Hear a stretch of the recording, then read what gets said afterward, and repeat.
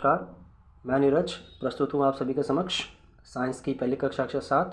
जैसा कि मैंने आपको कहा था, आपको इस चैनल पर हर क्षेत्र से संबंधित वीडियोस प्राप्त होंगी जो कि आपके विभिन्न कॉम्पिटिटिव एग्ज़ाम्स में काम आएंगी। सामान्य ज्ञान देखिए एक ऐसा विषय है जो आज के समय में हर एग्ज़ाम में काम आता है।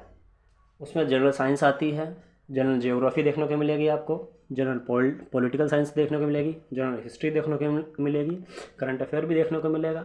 ठीक है, तो ये कुछ बेसिक्स ऐसे टॉपिक्स हैं जो कि जनरल सी बातें आते हैं। ठीक है, तो उसी श्रृंखला की एक कड़ी ये भी है। आज हम बायोलॉजी की अपनी पहली कक्षा प्रारंभ करने जा रहे हैं, जिसमें हम बायोलॉजी की थोड़ी हिस्ट्री देखेंगे और बायोलॉजी की कुछ इम्पोर्टेंट टर्म से भी अवगत होने का प्रयास करेंगे। और मैं कोशिश करूंगा कि इसी कक्षा में ही आपको ये टर्म्स याद करवा दी जाएं।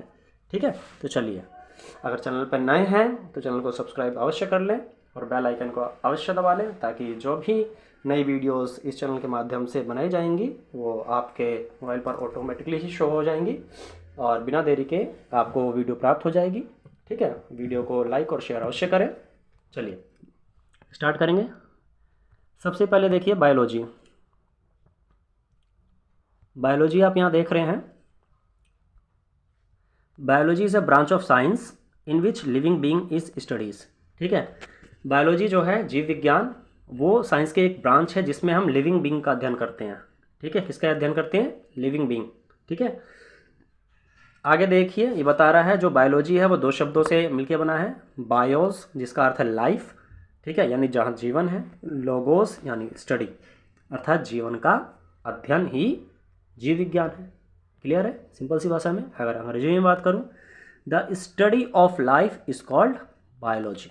ठीक है, अगर आप लाइफ की स्टडी कर रहे हैं तो वही बायोलॉजी है, वही जीव विज्ञान है। ठीक है, अब यहाँ पर एक इम्पोर्टेंट टर्म और है यहाँ पर।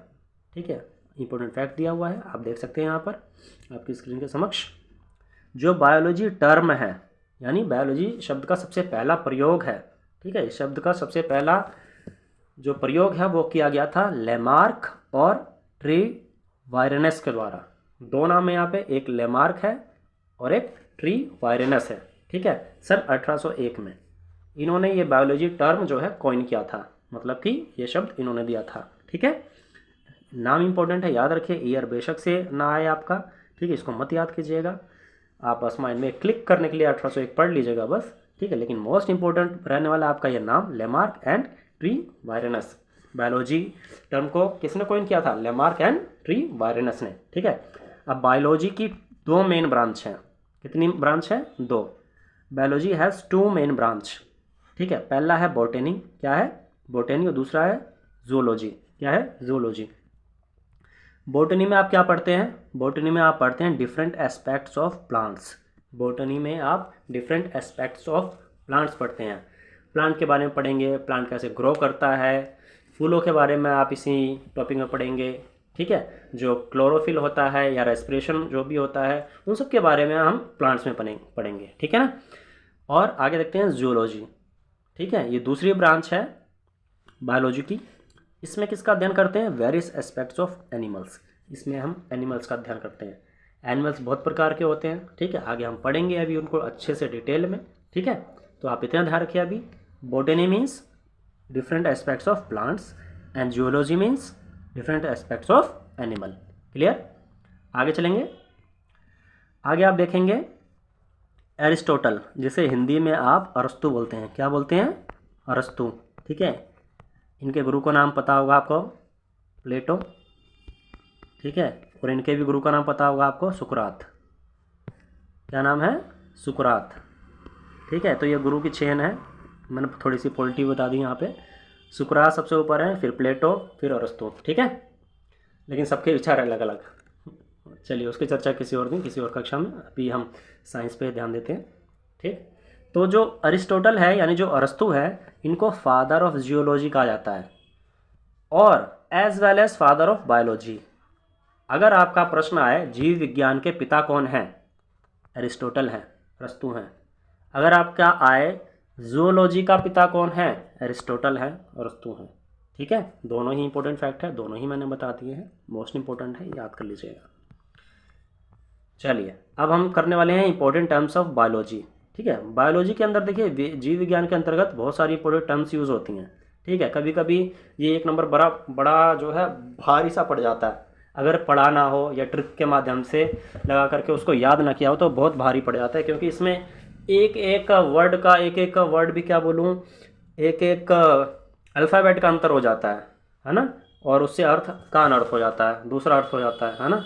यहाँ पर आप सबसे पहला देखेंगे एनाटॉमी। क्या है? एनाटॉमी। क्या है? एनाटॉमी। एनाटॉमी का अर्थ क्या होता है? Study of internal structure of organism. इसमें किसका अध्ययन करते हैं हम? जो ऑर्गेनिज्म होता है, ठीक है, कोई भी ऑर्गेनिज्म है उसके इंटरनल स्ट्रक्चर का अध्ययन किस में करते हैं हम? एनाटॉमी में। ठीक है, देखिए ये कुछ ऐसे वर्ड्स हैं, इसको आप इंग्लिश में ही पढ़ेंगे तो ज़्यादा बेटर रहेगा। हिंदी मीडियम वाले बालक सोच रहे होंगे भाई हमारे साथ भेदभाव क्यों? ये ऐसा भेदभाव नहीं है, क्योंकि हिंदी में अगर आप इन सब का अर्थ देखने जाएंगे तो इतने टिपिकल वर्ड्स होंगे आपको संस्कृत की याद आ जाएगी, इसलिए मैंने यहाँ ये अंग्रेजी में ही उठाया है। लेकिन मैं यहाँ पे आपको बाइलिंगुअली तरीके से बताऊँगा हर चीज़ को, हिंदी में भी और अंग्रेजी में भी। ठीक है, तो एनाटॉमी देखिए, अब इस शब्द को तो चेंज नहीं किया जा सकता, ये तो एनाटॉमी ही रहेगा। ठीक है ना।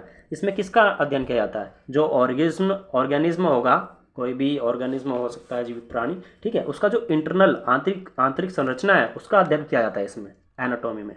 क्लियर है? चलिए दूसरा देखेंगे एग्रोलॉजी।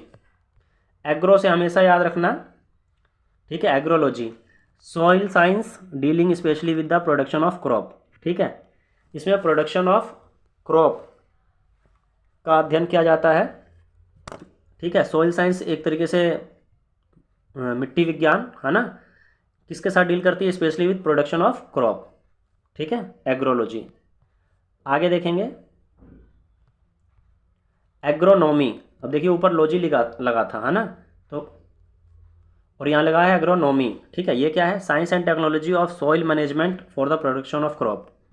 ठीक है, ये भी लगभग सेम ही है आपका, पर अगर आप ऊपर देखेंगे यहाँ पर था soil science dealing specially with production of crop, soil science. ठीक है, लेकिन आप नीचे देखेंगे यहाँ पर है science and technology of soil management for the production of crop. ठीक है, यहाँ पे साइंस एंड टेक्नोलॉजी वर्ड लगा हुआ है, दोनों ही प्रोडक्शन ऑफ क्रॉप के लिए हैं। ठीक है, लेकिन यहाँ साइंस एंड टेक्नोलॉजी वर्ड है, यहाँ पर सॉइल साइंस है, ये ध्यान रखिएगा आप। ठीक है, तो एग्रोलॉजी क्या है? Soil science dealing specially with the production of crop. और एग्रोनॉमी क्या है? नॉमी आ जाए तो science and technology of soil management for the production of crop. ठीक है, नेक्स्ट यहाँ देखेंगे आप agrostology.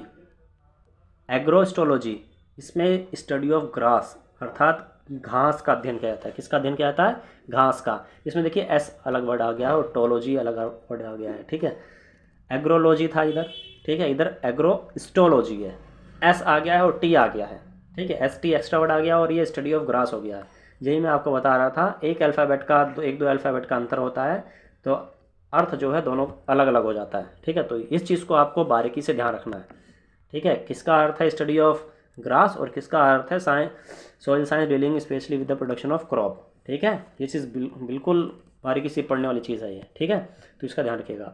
Agrostology study of grass यानी घास का अध्ययन। ठीक है, चलिए नेक्स्ट एंथ्रोलॉजी।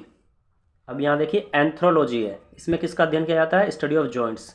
जो जॉइंट्स होते हैं ना, जोड़ होते हैं, जैसे हाथ का जोड़ होता है बीच में, है ना, ऐसी पैर की हड्डी की जोड़ हो गया। ठीक है, एल्बो हो गया आपका। ठीक है, तो इन सब का अध्ययन किसमें किया जाता है? एंथ्रोलॉजी में। किसमें किया जाता है? एंथ्रोलॉजी। ठीक है, याद रखिएगा, ये इंपॉर्टेंट है, ये इंपॉर्टेंट है, एग्जाम में आया हुआ है ये इंपॉर्टेंट है। और सबसे पहला जो था एनाटॉमी, ये भी इंपॉर्टेंट है, study of internal structure of organism, ये दोनों मोस्ट इंपॉर्टेंट है। मैं बीच बीच में बताता चलूँगा, आप मार्क करते चलिएगा अपना।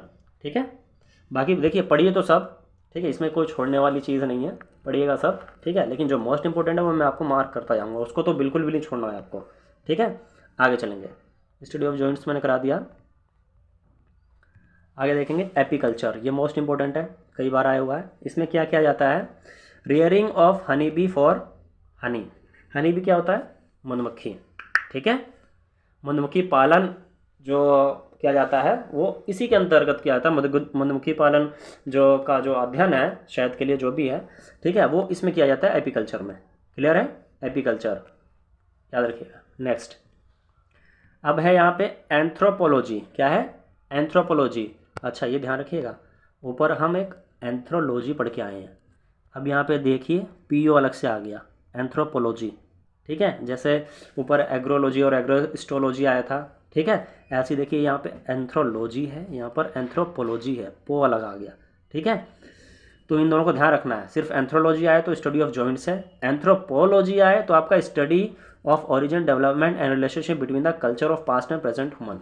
ठीक है, मतलब जो ह्यूमन का अध्ययन है ना, मानव विज्ञान, मानव का अध्ययन, ठीक है, उसके पास्ट का अध्ययन और उसके प्रेजेंट से संबंधित करते हुए जो अध्ययन किया जाए वो एंथ्रोपोलॉजी है। ये भी मोस्ट इंपॉर्टेंट है, मार्क कर लीजिएगा इसको भी। ठीक है, एंथ्रोपोलॉजी भी मोस्ट इंपॉर्टेंट है। ठीक है, इसमें relationship between the culture of past and present human का अध्ययन किया जाता है। ठीक है, जैसे कि पहले मानव क्या था, आदि मानव था, धीरे धीरे वो विकसित हुआ, विकसित होकर के मनुष्य रूप में आया। ठीक है, उन सबके संबंधों का अध्ययन इसमें किया जाता है एंथ्रोपोलॉजी में। क्लियर? नेक्स्ट, ये भी इंपॉर्टेंट है आपका, देखिए एंथोलॉजी एग्जाम में आ चुका है। स्टडी ऑफ फ्लावर, इसमें किसका अध्ययन किया जाता है? फूलों का अध्ययन और फ्लावरिंग प्लांट। ठीक है, जो फूल के पौधे होते हैं कैसे उग रहे हैं, ठीक है, कितने प्रकार के फूल होते हैं, ठीक है, विकसित कैसे होते हैं, इन सब का अध्ययन एंथोलॉजी में किया जाता है। इसमें कोई आर नहीं है, कोई पी नहीं है। ठीक है, एंथोलॉजी, ANTHOLOGY, एंथोलॉजी। एंथोलॉजी यानी क्या? स्टडी ऑफ फ्लावर, फूलों का अध्ययन। किसका अध्ययन? फूलों का अध्ययन। ठीक है, नेक्स्ट आगे है आपका एंजियोलॉजी। एंजियोलॉजी, इसमें देखिए study of blood vascular system including arteries and veins. ठीक है, आप ब्लड वैस्कुलर सिस्टम से याद रखिएगा। क्या? ब्लड वैस्कुलर सिस्टम, जो आपका ब्लड का वैस्कुलर सिस्टम होता है ना, उसका अध्ययन किया जाता है एंजियोलॉजी में। किसमें अध्ययन किया जाता है? एंजियोलॉजी में। चलिए नेक्स्ट, एंड्रोलॉजी। एंड्रो, देखो एंड लगा हुआ है, एंड आरोलॉजी, एंड्रोलॉजी। ठीक है, इसमें किसका अध्ययन किया जाता है? Branch of physiology and medicine specially deal with the problem related to male reproductive organ. ठीक है, जो मेल का रिप्रोडक्टिव ऑर्गन है उससे संबंधित जो भी समस्याएं होती हैं, ठीक है, उसका अध्ययन किया जाता है आपका एंड्रोलॉजी में। क्लियर है? क्लियर है? Branch of physiology and medicine specially deal with the problem related to the male reproductive organ. किसमें? एंड्रोलॉजी में। नेक्स्ट, अगला है आपका ब्रायोलॉजी। कौन सा लॉजी? ब्रायो। ठीक है, ब्रो सा लग रहा है मुझे तो, ब्रो बोलते नहीं, हाउ डू यू ब्रो, है ना। ब्रायोलॉजी। ठीक है, इसमें ब्रायोफाइट्स का अध्ययन किया जाता है।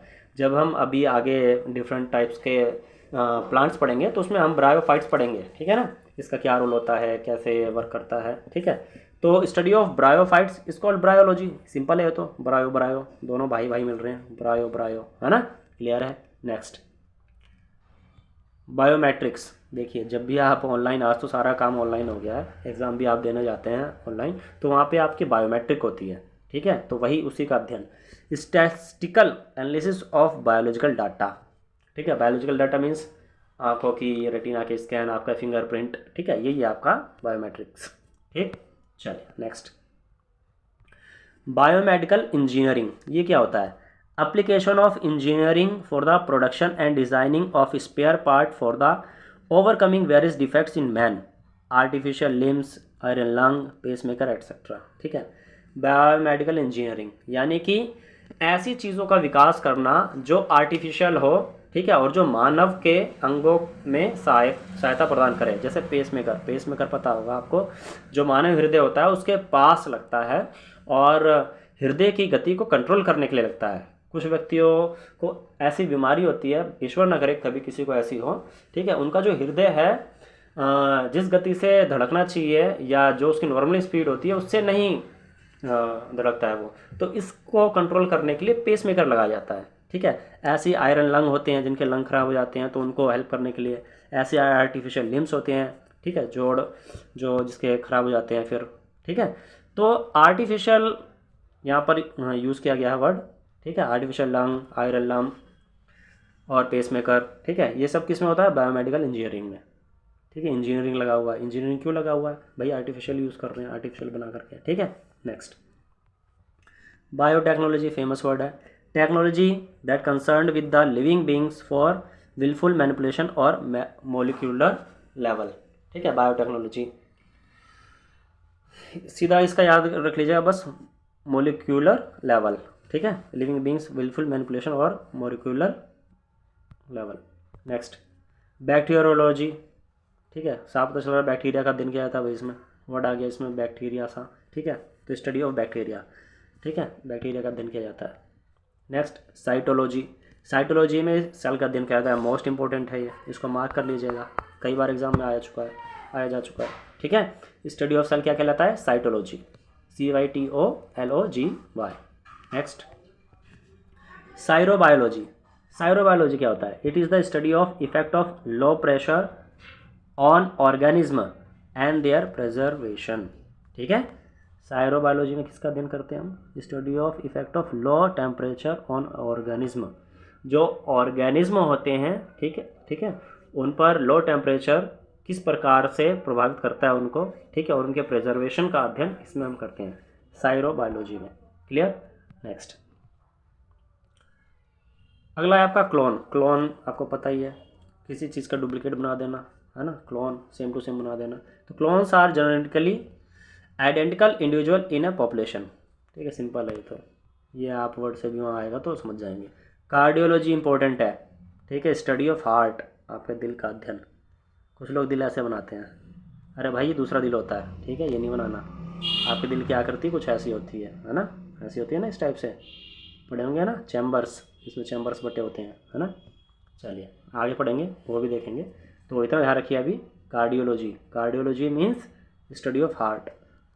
कार्डियोलॉजी से कार का अध्ययन मत कर देना ठीक है, हार्ट का अध्ययन करना है, दिल का अध्ययन करना है, हार्ट, कार्डियोलॉजी, ठीक। नेक्स्ट कायरोपोडी, कायरोपोडी क्या होता है भाई? Branch of science related with the study of feet, feet यानी आपका जो पैर है, ठीक है, उससे रिलेटेड जो समस्याएं होती हैं या उसका अध्ययन अलग से किया जाता है, दैट इज़ कॉल्ड कायरोपोडी, ठीक है। नेक्स्ट डेमोग्राफी, भाई डेमोग्राफी फेमस वर्ड है, आपको पता होना चाहिए। पॉपुलेशन का अध्ययन होता है इसमें, ठीक है। डेमोग्राफी क्या है? स्टडी ऑफ पॉपुलेशन है, जनसंख्या का अध्ययन आप कर रहे हैं अगर, तो दैट इज़ कॉल्ड डेमोग्राफी, उसको डेमोग्राफी बोलते हैं, ठीक है। नेक्स्ट अगला है डिफ्यूज़न। डिफ्यूज़न क्या है? डिफ्यूज़न है रैंडम मूवमेंट ऑफ मॉलिक्यूल और आयन और gases from a region of higher concentration to lower concentration, ठीक है।